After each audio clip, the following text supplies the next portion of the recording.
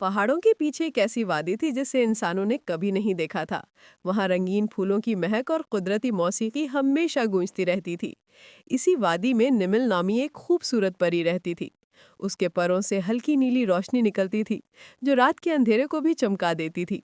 नमिल वादी की सबसे मासूम और बहादुर परी थी, मगर उसके दिल में एक बड़ी ख्वाहिश थी कि वो ऐसी जादुई ताकत हासिल करे जिससे वो हर परी और हर जानवर की मदद कर सके, चाहे मुश्किल कितनी भी बड़ी क्यों ना हो।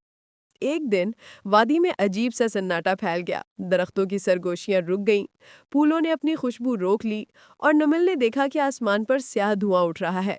ये धुआं उस बदनाम जादूगर जारुन का था, जो बरसों बाद वापस आया था। जारुन का मकसद वादी का दिल यानी रोशनी का पत्थर चुराना था। वो पत्थर खुशी, बहार और जिंदगी का जरिया था। अगर वो पत्थर बुझ जाता तो पूरी वादी अंधेरे में डूब जाती। निमिल ने हिम्मत के साथ फैसला किया कि वो अकेले ही इस पत्थर को वापस लाएगी। वो अपने परों से चमक पैदा करती हुई अंधेरे के जंगल की तरफ उड़ गई।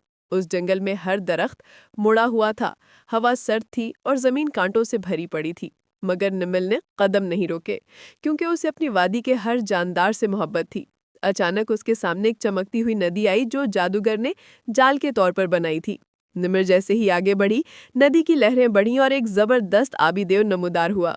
देव ने धाड़ कर कहा, वापस चली जाओ परी, वरना हमेशा के लिए पानी का हिस्सा बन जाओगी। निमिल ने हिम्मत से अपनी नीली रोशनी फैलाई। रोशनी की हरारत से नदी पुरसुकून होने लगी। लहरें नीचे झुक गई और देव की शक्ल नदम हो गई। देव ने हैरत से कहा, तुम्हारा दिल पाक है, जाओ, रास्ता खुला है। निमिल आगे बढ़ी और एक ऊंचे पहाड़ की चोटी पर पहुंची, जहां जारुन रोशनी का पत्थर हाथ में लिए खड़ा था।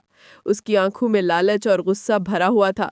ये पत्थर मेरी ताकत बढ़ाएगा, वो गराया। निमिल ने धीमे लहजे में कहा, जोर नहीं, मोहब्बत जीतती है। हमारी वादी की जिंदगी इस पत्थर से चलती है, इसे लौटा दो।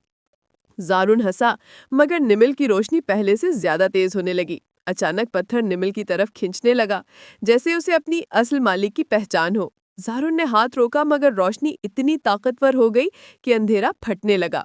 एक तेज चमक के साथ पत्थर वापस निमिल के हाथ में आ गया। रोशनी ने पूरे जंगल को जगा दिया। दरख्त सीधे हो गए, कांटे पिघल गए, हवा खुशबूदार हो गई और निमिल ने पत्थर को सीने से लगाया और वादी की तरफ लौट आई। जैसे ही वो वापस पहुंची, हर परी और जानवर उसके इर्द गिर्द इकट्ठा हो गया।